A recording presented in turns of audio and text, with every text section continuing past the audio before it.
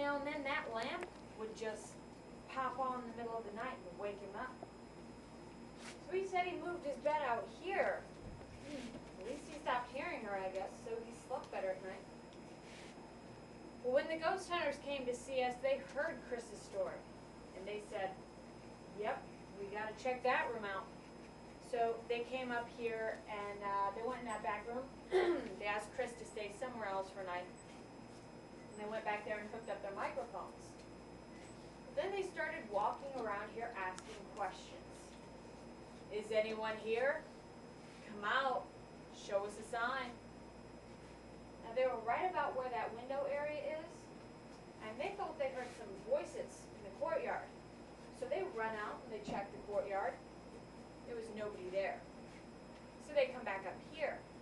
And when they get to that room back there, they notice that a couple of items, including a clothes hanger, had moved across the floor, away from where they were before they left. So they said, interesting. All right, let's go ahead and go get our video cameras and film through the windows. Maybe we can pick up on some of this movement happening inside the house. So they leave, and when they come back, they're outside going from window to window to window, filming through, seeing what they can pick up. They get to this back alleyway back here. They're filming through, and they hear this big thump coming from up here. Really loud noise. So they rush up, and they start checking all of Chris's stuff, figuring that something must have fallen over to make such a huge noise. Whatever it was, would have been some heavy, massive object that would have fallen over to make the noise that they heard. They couldn't find anything big enough. They couldn't find anything even remotely out of place here. So they said, well, maybe the microphones had picked up the cause of the thump, and we just missed it. So they went in that back room, disconnected the mics, brought them into the main house and hooked them up to their computers and rewound it. They found the big thump. Still absolutely no idea as to what could have caused it. So they rewound it again. Well, then they ended up picking up a woman's voice, screaming, help, get out of here, oh my God, in a very Saint Dominique accent. This was the clearest and longest electronic voice phenomenon that they had ever recorded. I do happen to have a copy here, if you'd like to hear it.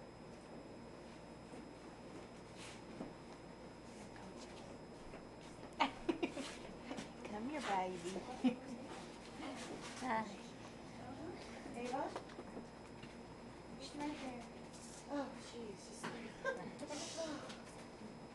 I'm going to go ahead and let this play through about 3 times.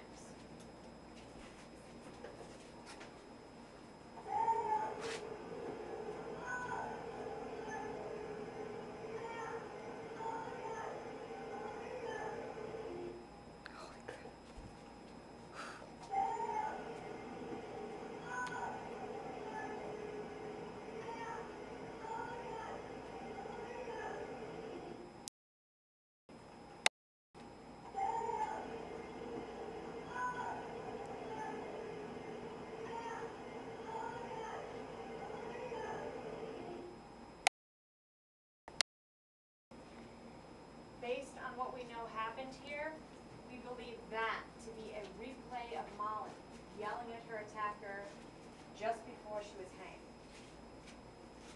Now when that voice was recorded, Jason and Grant would have been right outside here, and they didn't see anyone or hear anything at all. And the voice was recorded from inside that room. Molly's room is directly to the back of the carriage house. It is where that voice was recorded, and it's also where Molly's body was found. You all are more than welcome to go explore it.